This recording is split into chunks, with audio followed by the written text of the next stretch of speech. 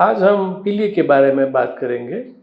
पीलिए कई किस्म के होते हैं। ज़्यादातर दो महत्वपूर्ण उसके प्रकार है। पहला है जो प्रदूषित पानी से होता है और ये ए और बी वायरस की वजह से होते हैं। और दूसरा है वो इन्फेक्शन, वो इंजेक्शन की सुई के ज़रिए इन्फेक्शन आता है या तो खून के ज़रिए इन्फेक्शन आता है, तो उसको बी और सी वायरस कहते हैं, जो जेरी पीलिए के नाम से भी जाने गए हैं। जो भी वायरस हो, अगर अगर आप उससे संक्रमित होते हो तो लीवर कुछ ही सीमित तरीके से उसको जवाब दे सकता है। तो आपको बुखार आता है, आपका शरीर टूटता है, आपकी भूख मर जाती है या तो उल्टी हो जाते हैं। और अगर ये लंबा चला तो पेट में पानी भर सकता है, पैर में सूजन आ सकती है, कंपन हो सकती है, और मगज पर असर हुई तो आप बहकी बहकी बातें करते हो या तो बेहोश हो जाते हो। पीलिए के सामान्य केस में अगर आपको कोई ज़्यादा तकलीफ नहीं है तो मान लो आप टेस्ट नहीं करवाओगे तो भी चलेगा। लेकिन अगर आपको बुखार चालू रहता है, उल्टियाँ चालू रहती है, पैर में सूजन आता है, पेट में पानी भर जाता है, पेट फूल जाता है, कंपन होती है, पेशाब कम हो जाता है पानी पीने के बावजूद भी, या तो गहरी नींद आने लगती है या तो आप बेहोश हो जाते हो, तो आपको टेस्ट भी करवाने पड़ते हैं और उसके निष्णात की सारवार भी लेनी पड़ती है, भर्ती भी होना पड़ सकता है। पीलिए में क्या खाना और क्या एक्टिविटी करनी, ये काफ़ी कॉमन प्रश्न है। तो मैंने इतने 40 सालों में ये देखा है कि पीलिए में मैं डिसीजन नहीं दे सकता कि आप क्या खाओ, आप खुद भी नहीं ले पाओगे, आपका लीवर ही आपको डिसीजन दिलाएगा।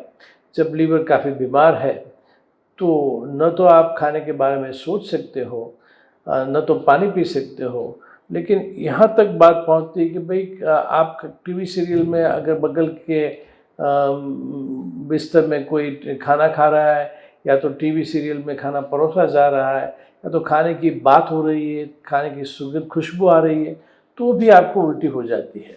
तो उस वक्त अगर मैं कहूँ कि आप ये खाओ वो खाओ तो उसका कोई मतलब नहीं है, क्योंकि आप पानी भी नहीं पी पाओगे।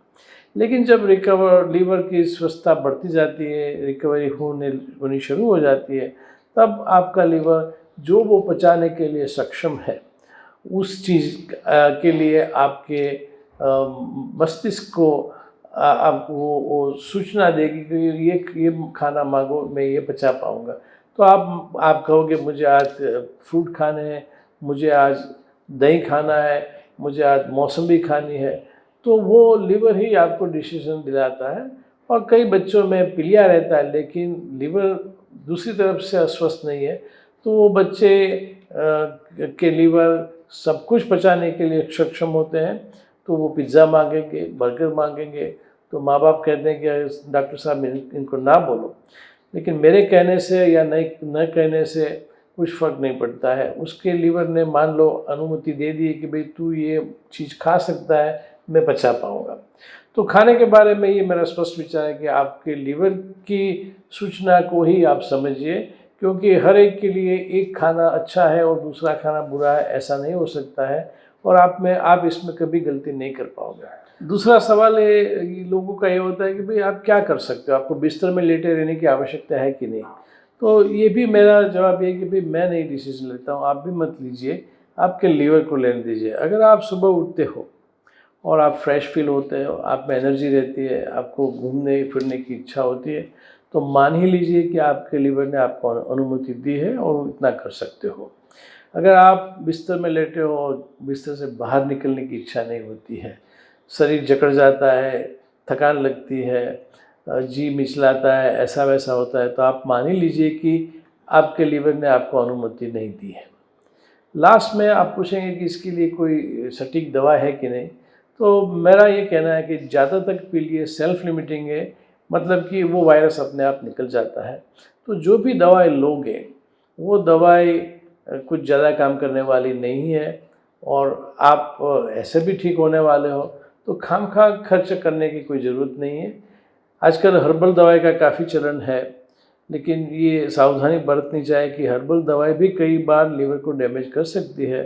तो अगर आपको कोई ज़्यादा तकलीफ़ नहीं है, बुखार नहीं है, उल्टी नहीं होती है, पेशाब ठीक से होता है, पैर में सूजन, पेट में पानी, कंपन वगैरह कुछ नहीं है, तो मेरे हिसाब से और खून टेस्ट कुछ प्रोथर्मिन टाइम पीटी नाम का टेस्ट ठीक से आता है, तो मेरे हिसाब से कोई दवाई की आवश्यकता नहीं है।